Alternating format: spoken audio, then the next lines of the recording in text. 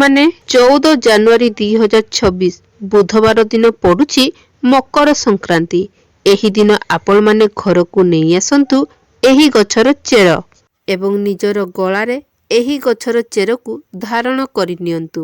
ନିଶ୍ଚିତ ଭାବରେ ଆପଣଙ୍କର ସମସ୍ତ ମନସ୍କାମନା ପୂର୍ଣ୍ଣ ହୋଇଯିବ। ଭାଗ୍ୟ ଆପଣଙ୍କର ସାଥ ଦେବ ଏବଂ ଆପଣଙ୍କର ଲାଗି ରହିଥିବା ଦାରିଦ୍ରତା ମଧ୍ୟ ସବୁଦିନ ପାଇଁ ଶେଷ ହୋଇଯିବ। ଆପଣ ଯେଉଁ ବି କ୍ଷେତ୍ରକୁ ଯିବେ ସେଥିରେ ଆପଣଙ୍କୁ ସଫଳତା ନିଶ୍ଚିତ ରୂପେ ପ୍ରାପ୍ତି ହେବ। ସମ୍ପୂର୍ଣ୍ଣ ବର୍ଷରେ କେବେ ବି ଆପଣଙ୍କୁ ଧନ ଧାନ୍ୟର ଅଭାବ ହେବ ନାହିଁ, ଟଙ୍କାର ଅଭାବ ହେବ ନାହିଁ। ତେବେ ଆଜିର ଏହି ଭିଡ଼ିଓଟିରେ ମୁଁ ଆପଣଙ୍କୁ ଯେଉଁ ଗଛର ଚେର ବିଷୟରେ କହିବାକୁ ଯାଉଛି, ଚେରଟି ଅତ୍ୟନ୍ତ ଶକ୍ତିଶାଳୀ ଅଟେ। ତ ଆପଣମାନେ ନିଶ୍ଚିତ ଭାବରେ ଏହି ମକର ସଂକ୍ରାନ୍ତି ଦିନ ଏହି ଗଛର ଚେରକୁ ଆଣି ନିଜର ଶରୀରରେ ଧାରଣ କରନ୍ତୁ। ତାହା ଆପଣ ଗଳାରେ ହେଉ କିମ୍ବା ଆପଣଙ୍କର ହାତରେ ହେଉ ଏହାକୁ ଧାରଣ କରନ୍ତୁ। ଦେଖିବେ ସମ୍ପୂର୍ଣ୍ଣ ବର୍ଷରେ କେବେ ବି ଆପଣଙ୍କ ଘରେ ଅନ୍ନ ଧନର ଅଭାବ ହେବ ନାହିଁ। ଆପଣଙ୍କ ଗୃହରେ ଧନ ଧାନ୍ୟ ସୁଖ ସମୃଦ୍ଧି ଏବଂ ବୈଭବର ପ୍ରାପ୍ତି ହେବ। ସେଥିପାଇଁ ଆପଣମାନେ ଭିଡ଼ିଓଟିକୁ ସ୍କିପ୍ ନକରି ଥରେ ମାତ୍ର ଶେଷ ପର୍ଯ୍ୟନ୍ତ ନିଶ୍ଚୟ ଦେଖନ୍ତୁ। ବନ୍ଧୁମାନେ, ଆମର ହିନ୍ଦୁ ଶାସ୍ତ୍ରରେ ଅନେକ ପ୍ରକାରର ପୌରାଣିକ ମାନ୍ୟତାକୁ ମହତ୍ତ୍ୱ ଦିଆଯାଇଛି ଯେ କିଛି ଏପରି ବୃକ୍ଷ ରହିଥାନ୍ତି ଯେଉଁମାନଙ୍କୁ ବହୁତ ହିଁ ଶୁଭ ଏବଂ ପବିତ୍ର ମନାଯାଇଥାଏ। ଏପରି ଅନେକ ବୃକ୍ଷ ରହିଥାନ୍ତି ଯେଉଁମାନେ ଆମ ଜୀବନରେ ଚାଲୁଥିବା ଅନେକ ଗୁଡ଼ାଏ ସମସ୍ୟାର ମଧ୍ୟ ଅନ୍ତ କରିଥାନ୍ତି। ବିଶେଷ କଥା ହେଉଛି ଯେ ବୃକ୍ଷଲତାର ନାହିଁ କେବଳ ଆମେମାନେ ପୂଜା କରିଥାଉ, ବରଂ ବୃକ୍ଷଲତା ଆମର ଜୀବନ ମଧ୍ୟ ରକ୍ଷା କରିଥାନ୍ତି। କାରଣ ଅନେକ ରୋଗରୁ ବଞ୍ଚିବା ପାଇଁ ଆମେ ବୃକ୍ଷଲତାକୁ ଔଷଧ ରୂପରେ ସେବନ କରିଥାଉ। ଏହା ଅନେକ ପ୍ରକାରର ବେମାରୀକୁ ଠିକ୍ କରିଥାଏ। ତେବେ ସେହି ବୃକ୍ଷମାନଙ୍କ ମଧ୍ୟରୁ ମୁଁ ଆଜି ଆପଣଙ୍କୁ ଏପରି କିଛି ବୃକ୍ଷମାନଙ୍କ ବିଷୟରେ କହିବି ଯେଉଁ ଗଛ ଗୁଡ଼ିକ କି ଅତ୍ୟନ୍ତ ଶକ୍ତିଶାଳୀ ଗଛ ଅଟେ। ତେବେ ଏହି ଗଛର ଚେରକୁ ଆପଣଙ୍କୁ ମକର ସଂକ୍ରାନ୍ତି ଦିନ ଆଣିବାକୁ ପଡ଼ିବ ଏବଂ ତାହାକୁ ପୂଜା କରି ଆପଣଙ୍କୁ ନିଜର ଗଳାରେ କିମ୍ବା ହାତରେ ବାନ୍ଧିବାକୁ ପଡ଼ିବ। ଯେଉଁ ବ୍ୟକ୍ତିମାନେ ସିଦ୍ଧି ପ୍ରାପ୍ତି କରିବା ପାଇଁ ଚାହୁଁଛନ୍ତି, ଶୁଭ ଏବଂ ଲାଭକୁ ପ୍ରାପ୍ତି କରିବା ପାଇଁ ଚାହୁଁଛନ୍ତି, ଧନ ଧାନ୍ୟ ସୁଖ ସମୃଦ୍ଧି ପ୍ରାପ୍ତି କରିବା ପାଇଁ ଚାହୁଁଛନ୍ତି ଏବଂ ଆରୋଗ୍ୟର ପ୍ରାପ୍ତି କରିବା ପାଇଁ ଚାହୁଁଛନ୍ତି, ଆପଣଙ୍କ ଜୀବନରୁ ଦୁର୍ଭାଗ୍ୟ ଦୂର ହେବାକୁ ଏବଂ ଆପଣଙ୍କର ଭଲ ଭାଗ୍ୟର ପ୍ରାପ୍ତି ହେବାକୁ, ଆପଣଙ୍କୁ ମାନ ସମ୍ମାନର ପ୍ରାପ୍ତି ହେଉ, ତେବେ ଆଜିର ଏହି ଭିଡ଼ିଓଟିକୁ ଶେଷ ପର୍ଯ୍ୟନ୍ତ ନିଶ୍ଚୟ ଦେଖନ୍ତୁ। ତେବେ ଆଜିର ଏହି ଭିଡ଼ିଓରେ ମୁଁ ଆଜି ଆପଣମାନଙ୍କୁ ଯେଉଁ ଗଛ ବିଷୟରେ କହିବାକୁ ଯାଉଛି ସେହି ଗଛମାନଙ୍କ ମଧ୍ୟରୁ କୌଣସି ବି ଗୋଟିଏ ଗଛର ଚେର ଘରକୁ ଆପଣ ନିଶ୍ଚୟ ଆଣନ୍ତୁ। ନିଶ୍ଚିତ ରୂପରେ ଆପଣଙ୍କୁ ଅପାର ସଫଳତା ଲାଭ ହେବ। କାରଣ ଏହି ବୃକ୍ଷଲତାମାନଙ୍କ ମଧ୍ୟରେ ବହୁତ ହିଁ ଅଧିକ ଏବଂ ଚମତ୍କାରୀ ଶକ୍ତି ରହିଥାଏ। ଆପଣ ମାନନ୍ତୁ କିମ୍ବା ନ ମାନନ୍ତୁ, ଆମେ ଆମର ଜୀବନ ପାଇଁ ଅନେକ କିଛି ବୃକ୍ଷର ପ୍ରୟୋଗ କରି ଅନେକ ରୋଗରୁ ମଧ୍ୟ ନିବାରଣ କରିଥାଉ। ତ ଆଜିର ଏହି ଭିଡ଼ିଓରେ ମୁଁ ଯେଉଁ ଗଛମାନଙ୍କୁ କହିବି ଏହାକୁ ଆପଣ ମକର ସଂକ୍ରାନ୍ତି ଦିନ ଆଣି ଏବଂ ତାହାକୁ ପୂଜା କରି ନିଜ ଗଳାରେ କିମ୍ବା ହାତରେ ବାନ୍ଧି ଦିଅନ୍ତୁ। ଦେଖିବେ ତୁରନ୍ତ ହିଁ ଆପଣଙ୍କୁ ଲାଭ ପ୍ରାପ୍ତି ହେବ। ଆପଣଙ୍କୁ ସେହି ସବୁ ଜିନିଷର ପ୍ରାପ୍ତି ହେବ ଯେଉଁ ଜିନିଷକୁ ବହୁତ ଲମ୍ବା ସମୟ ଧରି ଆପଣ ପ୍ରାପ୍ତି କରିବା ପାଇଁ ଚାହୁଁଥିଲେ। ବନ୍ଧୁମାନେ, ଦାମିକା ରତ୍ନ ପିନ୍ଧିବା ପରିବର୍ତ୍ତେ ଯଦି ଆପଣ ଏହି ବୃକ୍ଷର ଚେରକୁ ପିନ୍ଧନ୍ତି, ତେବେ ରତ୍ନ ଅପେକ୍ଷା ମଧ୍ୟ ଆହୁରି ଅଧିକ ଶୁଭ ପରିଣାମ ଆପଣଙ୍କୁ ପ୍ରାପ୍ତି ହେବ। ତେବେ ସର୍ବପ୍ରଥମେ ଆପଣ ଏହି ଗଛର ଚେରକୁ ଆଣି ନିଜର ଠାକୁର ଘରେ ନେଇ ପୂଜା କରି ତାକୁ ଧୂପ ଦୀପ ଦେଇ ପୂଜା କରି ନିଅନ୍ତୁ। ତାପରେ ଆପଣ ଏହାକୁ ଚାନ୍ଦି କିମ୍ବା ତମ୍ବାର ତାବିଜରେ ପୁରାଇ ଆପଣ ଏହାକୁ ଧାରଣ କରନ୍ତୁ। ତେବେ ଆସନ୍ତୁ ଜାଣିବା ଏହି ମକର ସଂକ୍ରାନ୍ତି ଦିନ କେଉଁ ଗଛର ଚେରକୁ ଆପଣ ନିଜ ଘରକୁ ଆଣିବାର ଅଛି ଏବଂ ଏହାକୁ ଆପଣଙ୍କ ଗଳାରେ ଏବଂ ହାତରେ ବାନ୍ଧିବାର ଅଛି। ତେବେ ବନ୍ଧୁମାନେ, ପ୍ରଥମ ଗଛଟି ହେଉଛି ଯାହାକି ପ୍ରତ୍ୟେକ ଜାଗାରେ ଆପଣଙ୍କୁ ବହୁତ ସହଜରେ ମିଳିଯିବ। ତାହା ହେଉଛି ଶ୍ଵେତ ଅରଖ ଗଛ ଅର୍ଥାତ୍ ଧଳା ଅରଖ ଗଛ। ଧଳା ଅରଖ ଗଛଟି ଭଗବାନ ଗଣେଶଙ୍କୁ ଅତ୍ୟନ୍ତ ପ୍ରିୟ ହୋଇଥାଏ। ତ ଯଦି ଆପଣ ଶ୍ରୀ ଗଣେଶଙ୍କର କୃପା ପ୍ରାପ୍ତି କରିବା ପାଇଁ ଚାହୁଁଛନ୍ତି, ତେବେ ଆପଣ ମକର ସଂକ୍ରାନ୍ତି ଦିନ ଧଳା ଅରଖ ଗଛର ଚେରକୁ ଆଣି ଧାରଣ କରନ୍ତୁ। ଧଳା ଅରଖ ଗଛକୁ ଭଗବାନ ଶ୍ରୀ ଗଣେଶଙ୍କର ସ୍ୱରୂପ ମନାଯାଇଥାଏ। ଯେଉଁ ଧଳା ଅରଖ ଗଛଟି 11 ବର୍ଷରୁ ଉର୍ଦ୍ଧ୍ୱ ହୋଇଥାଏ, ତାହା ଭଗବାନ ଶ୍ରୀ ଗଣେଶଙ୍କର ଶୁଣ୍ଢର ଆକାର ନେଇଯାଇଥାଏ। ଭଗବାନ ଶ୍ରୀ ଗଣେଶଙ୍କୁ ରିଦ୍ଧି ସିଦ୍ଧିଙ୍କର ଏବଂ ଶୁଭ ଲାଭଙ୍କର ସ୍ୱାମୀ କୁହାଯାଇଥାଏ।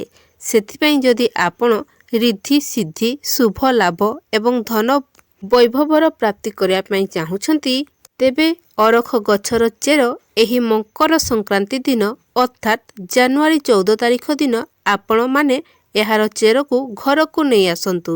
ତାପରେ ଆପଣ ଏହାକୁ ନିଜର ଠାକୁର ଘରେ ପୂଜା କରି ଗୋଟିଏ ତମ୍ବା କିମ୍ବା ଚାନ୍ଦିର ତାବିଜରେ ପୁରାଇ ଆପଣଙ୍କୁ ଗଳାରେ କିମ୍ବା ଆପଣଙ୍କର ହାତରେ ପିନ୍ଧି ଦିଅନ୍ତୁ। ଦେଖିବେ ଏହାଦ୍ୱାରା ଆପଣଙ୍କର ଅନେକ ଫାଇଦା ପ୍ରାପ୍ତି ହେବ ଏବଂ ନବଗ୍ରହଙ୍କର ପୀଡ଼ା ମଧ୍ୟ ଦୂର ହେବ। ବିଶେଷ କରି ବୁଧ ଗ୍ରହଙ୍କର ପୀଡ଼ା ଦୂର ହୋଇଥାଏ। ଭଗବାନ ଶ୍ରୀ ଗଣେଶଙ୍କର ଆଶୀର୍ବାଦ ଆପଣଙ୍କୁ ପ୍ରାପ୍ତି ହୋଇଥାଏ। ବେପାର ବାଣିଜ୍ୟ ଏବଂ କର୍ମକ୍ଷେତ୍ରରେ ଆପଣ ବହୁତ ଅଧିକ ଉନ୍ନତି କରିଥାନ୍ତି।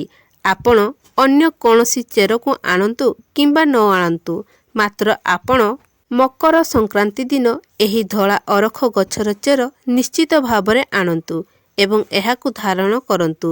ନିଶ୍ଚିତ ଭାବରେ ଆପଣଙ୍କୁ ଶୁଭ ପ୍ରାପ୍ତି ହେବ ଏବଂ ସମ୍ପୂର୍ଣ୍ଣ ବର୍ଷଟିରେ ଆପଣଙ୍କ ଘରେ କେବେ ବି ଅନ୍ନ ଧନର ଅଭାବ ହେବ ନାହିଁ। ଏବେ ଆସନ୍ତୁ ଜାଣିବା ପରବର୍ତ୍ତୀ ଗଛଟି ବିଷୟରେ। ତେବେ ଗଛଟି ହେଉଛି କଳା ଧତୁରା ଗଛର ଚେର। ତେବେ ଆପଣମାନେ ଏହି ମକର ସଂକ୍ରାନ୍ତି ଦିନ କଳା ଧତୁରା ଗଛର ଚେରକୁ ଆଣି ତାକୁ ଆପଣଙ୍କ ଘରେ ପୂଜା କରି ଚାନ୍ଦିର କିମ୍ବା ତମ୍ବାର ତାବିଜରେ ପୁରାଇ ଏହାକୁ ନିଜର ଗଳାରେ ଧାରଣ କରନ୍ତୁ।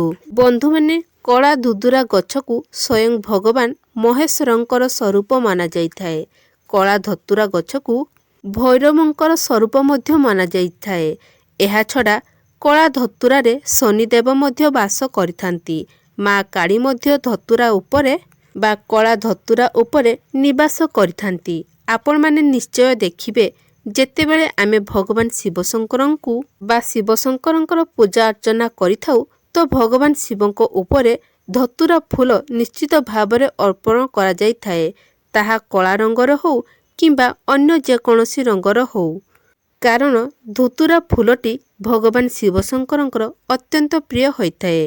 ତେବେ ଯଦି କୌଣସି ବ୍ୟକ୍ତି ଭକ୍ତି ସହକାରରେ ଭଗବାନ ଭୋଳାନାଥଙ୍କୁ କଳା ଧତୁରା ଫୁଲ ଅର୍ପଣ କରିଥାଏ, ତ ଭୋଳାଶଙ୍କର ନିଶ୍ଚିତ ଭାବରେ ଏହାକୁ ସ୍ୱୀକାର କରି ନେଇଥାନ୍ତି। ବନ୍ଧୁମାନେ, ଏହି କଳା ଧତୁରାଟି ଯେକୌଣସି ସାଧାରଣ ଗଛ ନୁହେଁ।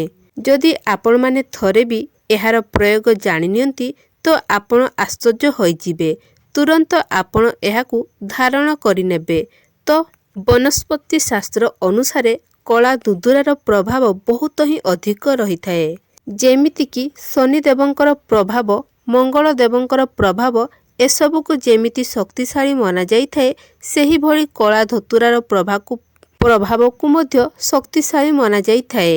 ଏହି କଳା ଧତୁରା ଚେର ଆପଣଙ୍କ ଜୀବନରେ ବହୁତ ବଡ଼ ବଡ଼ ପରିବର୍ତ୍ତନ ଆଣିଦେଇଥାଏ। ତ ବନ୍ଧୁମାନେ, ଯଦି ଆପଣମାନେ ଚାହୁଁଛନ୍ତି ସମସ୍ତ ଗ୍ରହମାନେ ଆପଣଙ୍କର ସାଥ ଦିଅନ୍ତୁ, ତ ନିଶ୍ଚିତ ଭାବରେ ଏହି ମକର ସଂକ୍ରାନ୍ତି ଦିନ କଳା ଧତୁରା ଚେରକୁ ଆପଣମାନଙ୍କ ଘରକୁ ଆଣି ଆପଣ ପୂଜା କରନ୍ତୁ। ତାପରେ ଏହାକୁ ଏକ ତାବିଜରେ ପୁରାଇ ଆପଣ ଏହାକୁ ନିଜ ଗଳାରେ କିମ୍ବା ହାତରେ ବାନ୍ଧି ଦିଅନ୍ତୁ। କଳା ଧତୁରା ଚେରକୁ ଧାରଣ କରିବା ଦ୍ୱାରା ଶନିଙ୍କ କୁପ୍ରଭାବ, ଶନିଙ୍କର ସାଢ଼େ ସାତି, ଶନି ଅଢ଼େଇ ଏବଂ ସମସ୍ତ ପ୍ରକାରର ଶନିଦୋଷରୁ ମୁକ୍ତି ମିଳିଥାଏ। ଏହାଦ୍ୱାରା ଆପଣଙ୍କର ଶୁକ୍ର ଗ୍ରହ ମଜବୁତ ମଧ୍ୟ ବନିଥାନ୍ତି ଏବଂ ଯେଉଁମାନଙ୍କର ଶୁକ୍ର ଗ୍ରହ ମଜବୁତ ହୋଇଯାଆନ୍ତି, ସେମାନେ ଧନବାନ ଏବଂ ଭାଗ୍ୟଶାଳୀ ବନିଯାଇଥାନ୍ତି। ସେମାନଙ୍କ ଜୀବନରେ କେବେ ବି ଧନଧାନ୍ୟର କମି ହୋଇନଥାଏ। ରାହୁ କେତୁଙ୍କର ପୀଡ଼ା ମଧ୍ୟ ଦୂର ହୋଇଯାଇଥାଏ। ଯଦି କୌଣସି ବ୍ୟକ୍ତି ସ୍ୱପ୍ନରେ ବାରମ୍ବାର ସାପ ଦେଖୁଛନ୍ତି କିମ୍ବା ଆପଣଙ୍କର ଜାତକରେ ପିତୃଦୋଷ ଅଛି, ଆପଣଙ୍କୁ ଭୂତ ପ୍ରେତଙ୍କର ଭୟ ଲାଗି ରହୁଛି, ତ ତ ଏପରି ବ୍ୟକ୍ତିମାନେ କଳା ଦୁଦୁରାର ଚେରକୁ ନିଶ୍ଚିତ ଭାବରେ ଧାରଣ କରନ୍ତୁ। ଆପଣଙ୍କୁ ସବୁ ସମସ୍ୟାର ମୁକ୍ତି ମିଳିଯିବ। ତେବେ ବନ୍ଧୁମାନେ, ଆପଣମାନେ ଏହି କଳା ଧତୁରା ଗଛର ଚେରକୁ ଘରକୁ ଆଣନ୍ତୁ ଏବଂ ଏହାର ଚେରକୁ ତାବିଜରେ ପୁରାଇ ଆପଣ ନିଶ୍ଚୟ ଧାରଣ କରନ୍ତୁ। ପରବର୍ତ୍ତୀ ଦିବ୍ୟ ଗଛଟି ହେଉଛି ଚମେଲି ଗଛ। ତେବେ ଚମେଲି ଗଛର ଚେରକୁ ଏହି ମକର ସଂକ୍ରାନ୍ତି ଦିନ ଆପଣ ଘରକୁ ନିଶ୍ଚୟ ଆଣନ୍ତୁ। ତେବେ ଆପଣମାନେ ଯଦି ଏହାର ଚମତ୍କାରୀ ପ୍ରୟୋଗ ଜାଣନ୍ତି ତ ନିଶ୍ଚିତ ଭାବରେ ଆପଣ ଏହାକୁ ପ୍ରୟୋଗ କରିବେ। ଚମେଲି ଗଛର ମୂଳରେ ବା ଚେରରେ ଦୈବୀ ଶକ୍ତିମାନଙ୍କର ବାସ ହୋଇଥାଏ। ଆପଣମାନେ ଜାଣିଥିବେ ଯେ ହନୁମାନ ମହାରାଜାଙ୍କୁ ଚମେଲିର ତେଲ ଅତ୍ୟନ୍ତ ପ୍ରିୟ ହୋଇଥାଏ। ହନୁମାନଙ୍କ ଉପରେ ଚମେଲିର ତେଲ ଚଢ଼ାଯାଇଥାଏ କାରଣ ଏଥିରେ ହନୁମାନ ମହାରାଜାଙ୍କର ଦୈବୀ ଶକ୍ତି ରହିଥାଏ। ଯେଉଁ ବ୍ୟକ୍ତିମାନେ ମା ଲକ୍ଷ୍ମୀଙ୍କର କୃପା ପ୍ରାପ୍ତି କରିବା ପାଇଁ ଚାହୁଁଛନ୍ତି, ଲକ୍ଷ୍ମୀ ସିଦ୍ଧି ପ୍ରାପ୍ତି କରିବା ପାଇଁ ଚାହୁଁଛନ୍ତି ଏବଂ ଆପଣ ଯଦି ମନ୍ତ୍ର ସିଦ୍ଧି କରିବା ପାଇଁ ଚାହୁଁଛନ୍ତି, ଯେଉଁମାନେ ଆରୋଗ୍ୟ ରହିବା ପାଇଁ ଚାହୁଁଛନ୍ତି, ଏପରି ବ୍ୟକ୍ତିମାନେ ଚମେଲିର ଯେଉଁ ଚେର ରହିଥାଏ ଏହାକୁ ଅବଶ୍ୟ ଆଣିବା ଉଚିତ। ଚମେଲି ଯେଉଁ ଚେର ରହିଥାଏ ଏହାକୁ ମକର ସଂକ୍ରାନ୍ତି ଦିନ ନେଇ ଆସନ୍ତୁ ଏବଂ ଏହାକୁ ପୂଜା କରି ତାବିଜରେ ପୁରାଇ ଆପଣଙ୍କର ଗଳାରେ କିମ୍ବା ହାତରେ ବାନ୍ଧି ନିଅନ୍ତୁ। ନିଶ୍ଚିତ ଭାବରେ ଆପଣଙ୍କୁ ଅନେକ ଫାଇଦା ପ୍ରାପ୍ତି ହେବ। ଏହାଦ୍ୱାରା ଆପଣଙ୍କୁ ଦୈବୀ ଶକ୍ତିର ପ୍ରାପ୍ତି ହୋଇଥାଏ। ଅଲୌକିକ ଶକ୍ତିର ମଧ୍ୟ ପ୍ରାପ୍ତି ହୋଇଥାଏ। ଭଗବାନ ହନୁମାନଙ୍କର କୃପା ଆପଣଙ୍କ ଉପରେ ବର୍ଷା ହୋଇଥାଏ। ଆପଣ ସର୍ବଦା ନିରୋଗ ରହିଥାନ୍ତି। ପରବର୍ତ୍ତୀ ଗଛଟି ହେଉଛି ଅପମାର୍ଗ ଗଛ। ଏହି ଗଛର ଚେର ଆପଣ ମକର ସଂକ୍ରାନ୍ତି ଦିନ ନିଶ୍ଚୟ ଘରକୁ ଆଣନ୍ତୁ ଏବଂ ଏହାର ଚେରକୁ ମଧ୍ୟ ଆପଣ ନିଶ୍ଚିତ ଭାବରେ ଧାରଣ କରନ୍ତୁ। ତେବେ ବନ୍ଧୁମାନେ, ଏହାକୁ ଅପମାର୍ଗ କାହିଁକି କୁହାଯାଇଥାଏ? କାରଣ ଏହାର ଯେଉଁ ମଞ୍ଜି ରହିଥାଏ ତାହା ଓଲଟା ରହିଥାଏ। ସେଥିପାଇଁ ଏହାକୁ ଅପମାର୍ଗ କୁହାଯାଏ। ତ ଆପଣମାନେ ନିଶ୍ଚିତ ଭାବରେ ଏହାକୁ ମକର ସଂକ୍ରାନ୍ତି ଦିନ ଘରକୁ ଆଣନ୍ତୁ ଏବଂ ଏହାକୁ ତାବିଜରେ ପୁରାଇ ଧାରଣ କରନ୍ତୁ। ଏହାକୁ ଧାରଣ କରିବା ପରେ ଏହା ଆପଣଙ୍କର ଶତ୍ରୁମାନଙ୍କର ନାଶ କରିଥାଏ। ଏକ ବିଶେଷ କଥା ହେଉଛି, ଯେଉଁମାନେ ବଶୀକରଣ ପ୍ରାପ୍ତି କରିବା ପାଇଁ ଚାହୁଁଛନ୍ତି, ଏପରି ବ୍ୟକ୍ତିମାନେ ମଧ୍ୟ ଅପମାର୍ଗ ଗଛର ଚେର ଧାରଣ କରିପାରିବେ। ଏହାକୁ ଧାରଣ କରିବା ଦ୍ୱାରା ଆପଣଙ୍କର ଭାଗ୍ୟର ବାଟ ଖୋଲି ଯାଇଥାଏ। ଆପଣ ଯେଉଁଠାକୁ ବି ଯିବେ ବା ଆପଣ ଯେଉଁଠିକୁ ବି ଯାଆନ୍ତୁ, ଲୋକମାନେ ଆପଣଙ୍କୁ ଦେଖି ଆକର୍ଷିତ ହୋଇଥାନ୍ତି। ତ ଏହାକୁ ଆପଣ ନିଶ୍ଚିତ ରୂପେ ଧାରଣ କରନ୍ତୁ। ଶେଷରେ ହେଉଛି ଅପରାଜିତା ଗଛ। ବନ୍ଧୁମାନେ, ଅପରାଜିତା ଗଛଟି ମାତା ଲକ୍ଷ୍ମୀଙ୍କର ଅତ୍ୟନ୍ତ ପ୍ରିୟ ହୋଇଥାଏ। ତେବେ ଆପଣ ଯଦି ମା ଲକ୍ଷ୍ମୀଙ୍କୁ ପ୍ରସନ୍ନ କରିବା ପାଇଁ ଚାହୁଁଛନ୍ତି ତ ଏହି ମକର ସଂକ୍ରାନ୍ତି ଦିନ ଏହି ଅପରାଜିତା ଗଛର ଚେରକୁ ଆପଣ ନିଶ୍ଚୟ ଧାରଣ କରନ୍ତୁ। ଅପରାଜିତା ଚେରକୁ ଘରକୁ ନେଇ ଆସନ୍ତୁ ଏବଂ ଏହାକୁ ଚାନ୍ଦିର କିମ୍ବା ତମ୍ବାର ତାବିଜରେ ପୁରାଇ ନିଜ ଗଳାରେ କିମ୍ବା ହାତରେ ଧାରଣ କରନ୍ତୁ। ଦେଖିବେ ନିଶ୍ଚିତ ଭାବରେ ମାତା ଲକ୍ଷ୍ମୀଙ୍କର କୃପା ପ୍ରାପ୍ତି ହେବ ଏବଂ ସମ୍ପୂର୍ଣ୍ଣ ବର୍ଷଟିରେ ଆପଣଙ୍କୁ କେବେ ବି ଧନର ଅଭାବ ହେବ ନାହିଁ। ଆପଣଙ୍କର ଭାଗ୍ୟର କବାଟ ଖୋଲିଯିବ। ଯେତେ ଚେଷ୍ଟା କଲେ ମଧ୍ୟ ଆପଣଙ୍କୁ ଚାକିରି ମିଳୁନାହିଁ ତ ଏହି ଚେରକୁ ଧାରଣ କରିବା ପରେ ଆପଣଙ୍କୁ ନିଜ ଯୋଗ୍ୟତା ଅନୁସାରେ ଚାକିରି ମଧ୍ୟ ପ୍ରାପ୍ତି ହୋଇଯିବ। ଏହା ସହିତ ଆପଣଙ୍କର ଆଧ୍ୟାତ୍ମିକ ଉନ୍ନତି ମଧ୍ୟ ହେବ।